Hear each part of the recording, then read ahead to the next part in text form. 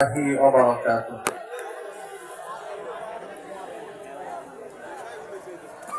حامدا ومصليا ومسلما أما بعد فأعوذ بالله من الشيطان الرجيم. بسم الله الرحمن الرحيم. واعتصموا بحبل الله جميعا. صدق الله العلي العظيم. বাংলাদেশ খেলাফত মজলিস গাজীপুর জেলা এবং মহানগর কর্তৃক আয়োজিত আজকের এই গণসমাবেশের সম্মানিত সভাপতি, সম্মানিত প্রধান অতিথি, সম্মানিত বিশেষ অতিথিবৃন্দ, আজকে বাংলাদেশ দ্বিতীয়বারের মতো স্বাধীন হওয়ার পরে গাজীপুর জেলা ঈদগাহ ময়দানে রাজবাড়ির এই মাঠে হাজার হাজার মানুষের উপস্থিতি প্রমাণ করে এই দেশ যদিও বিগত জীবনে একবার স্বাধীন হয়েছিল, কিন্তু ইসলাম পন্থীদের জন্য এই দেশ স্বাধীন ছিল না। এই মাঠের এই দৃশ্য দেখে আজকে আপনাদেরকে স্মৃতিচারণ করিয়ে দিই। নবী করিম সাল্লাল্লাহু আলাইহি ওয়াসাল্লাম শেষ নবী, তিনি খাতামুন নবিয়্যিন। তারপরে কোনো নবী নেই, তারপরে কোনো রাসূল নেই। পৃথিবীর সকল মুসলিম, হোক সে সুন্নি, ওয়াহাবি, মাযহাবি, লা মাযহাবি, সকলেই এই ব্যাপারে একমত কাফের ছাড়া নবী করিম সাল্লাল্লাহু আলাইহি সাল্লাম শেষ নবী। খাতমে নবুওয়াতের সেই আন্দোলনকে বাংলাদেশে প্রতিষ্ঠা করার লক্ষ্যে গাজীপুর জেলা এবং মহানগরের দায়িত্বশীল সর্বস্তরের উলামারা সিদ্ধান্ত কল্পে এই সেই রাজবাড়ির মাঠ, যে মাঠে তারা প্রোগ্রাম করতে চেয়েছিলেন, স্বৈরাচারীর আমলে নবী করিম সাল্লাল্লাহু আলাইহি সাল্লামের সম্মান রক্ষায় উলামাদেরকে সেই প্রোগ্রাম করতে দেওয়া হয় নাই। চান্দনা চৌরাস্তার মাঠে বাধ্যতামূলক উলামায়ে কেরাম সে প্রোগ্রাম আঞ্জাম দিয়েছিলেন। আমি আমার ভাষায় বলি, স্বৈরাচারী শেখ হাসিনা শুধুমাত্র স্বৈরাচারী আর জালেম ছিলেন না, তিনি প্রচন্ড আকারে ইসলাম বিদ্বেষী ছিলেন। তিনি 90-এর দশকে ক্ষমতায় এসে 96-তে ইসলাম বিদ্বেষ প্রকাশ করেছিলেন কুকুরের মাথায় টুপি দিয়ে। শেখুল হাদিস আল্লামা আজিজুল হক রাহমাতুল্লাহি আলাইহিকে কারাগারে বন্দী করেছিলেন। মুফতি আমিনী রাহমাতুল্লাহি আলাইহিকে কারাগারে বন্দী করে রিমান্ডে নিয়ে টর্চার করে ক্ষত বিক্ষত করেছিলেন। জীবনের শেষ মুহূর্ত পর্যন্ত তাকে গৃহবন্দী করে রাখা হয়েছিল। বাংলাদেশের মাটি ইসলাম এবং খেলাফত প্রতিষ্ঠার জন্য এক উর্বর ঘাঁটি।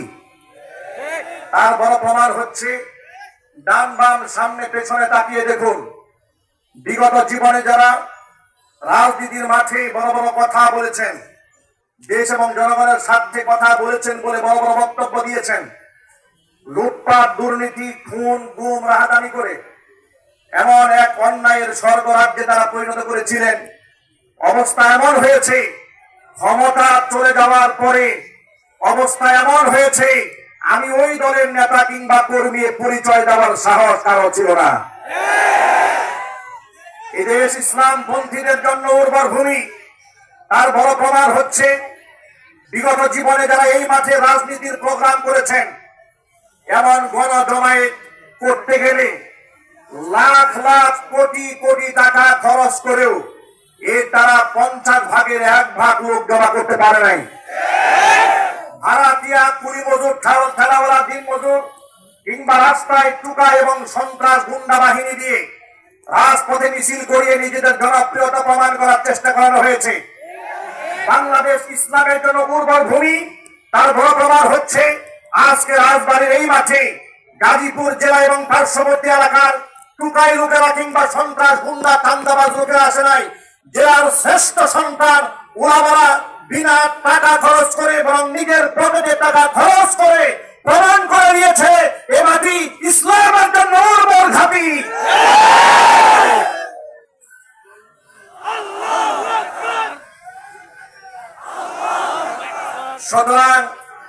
সুতরাং এই মাটি যেহেতু ইসলামের জন্য উর্বর ঘাঁটি, একটি ইমারত, একটি বিল্ডিং নির্মাণ করতে হলে বিল্ডিং এর পাইলিং করতে হয়, এমনকি সেখানে অনেক ইট বাড়ি সুরকি কণাগুলা ঢুকাতে হয় ফাউন্ডেশনকে মজবুত করার জন্য।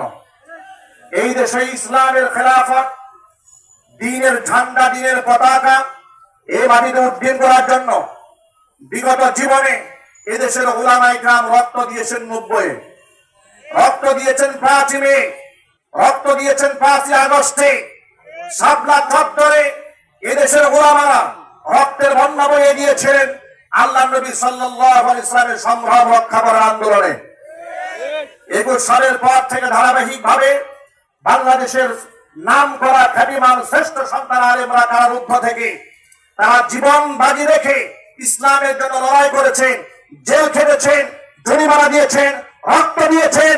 সুতরাং এই মাটিতে উলামাদের রক্ত পড়েছে, এই মাটিতে ইসলামের জন্য উলামারা ফাঁসির মঞ্চে উঠেছে, দিনের পর দিন অন্ধকার কারারুদ্ধ রেখেছেন।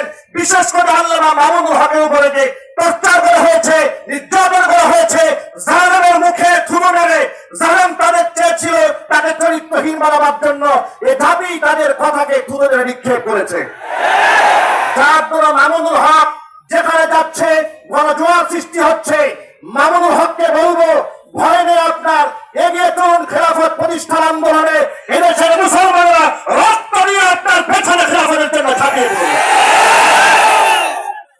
আল্লাহ পাক এদেশের সকল শ্রেণীর মুসলমানদেরকে ঐক্যবদ্ধ হয়ে খেলাফত কায়েমের জন্য কবুল করুন। ওমা তাওফীকি ইল্লা বিল্লাহ, আলাইহি তাওয়াক্কালতু ওয়া ইলাইহি উনীব। আসসালামু আলাইকুম ওয়া রাহমাতুল্লাহি ওয়া বারাকাতুহু।